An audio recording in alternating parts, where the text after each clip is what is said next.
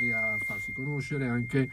Allora, diciamo che le notizie sono queste: ci sarà un appuntamento, è stato preso un appuntamento a Kasugana dal futuro ora presidente in pectore Stefano Realini per farsi conoscere e per conoscere anche ufficialmente, già si conoscono naturalmente, ma per presentarsi ufficialmente al sindaco e a tutta l'amministrazione comunale.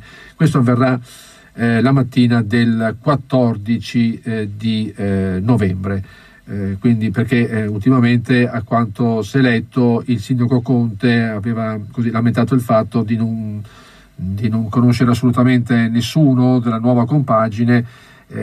Non è esattamente vero questo, anche De Chicchi aveva già conosciuto il programma e il progetto illustrato proprio da Stefano Realini, e lo stesso Realini adesso incontrerà il sindaco Mario Conte. Poi, per quanto riguarda la squadra che si sta preparando, ricordiamo, per l'incontro, il derby di domenica prossima, il Tenni contro il Vittorio Veneto. A proposito, il Tenni è stato dotato di un generatore elettrico che mancava evidentemente e che garantisce l'erogazione della corrente elettrica anche in caso di blackout, quindi garantisce l'illuminazione, il riscaldamento dell'acqua e anche della temperatura e così via. Quindi questo è un passo avanti.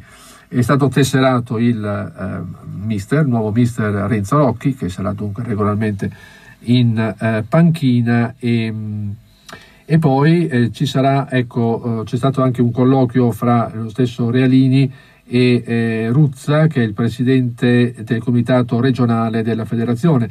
Anche Ruzza era un po' all'oscuro di questo passaggio di consegne fra Luca Visentin e il gruppo capitanato da Realini, il presidente, ma che fa capo alla holding Atlantis, la holding inglese. Anche qui c'è stato uno scambio di vedute e la rassicurazione da parte di Realini che le cose verranno fatte nella giusta maniera. Certo, questo passaggio un po' laborioso, ancora un po' lontano dal compiersi, ma insomma le cose sia pur lentamente stanno procedendo. Quindi adesso vedremo la squadra come reagirà, naturalmente anche a tutta questa settimana fatta anche di polemiche anche e di situazioni ancora da definire. La squadra deve comunque pensare a giocare, deve pensare a risollevarsi da questo ultimo posto in classifica, e vediamo se il derby di domenica prossima contro il Vittorio Veneto sarà utile in questo senso. Lasciamo il calcio, adesso c'è la pallavolo.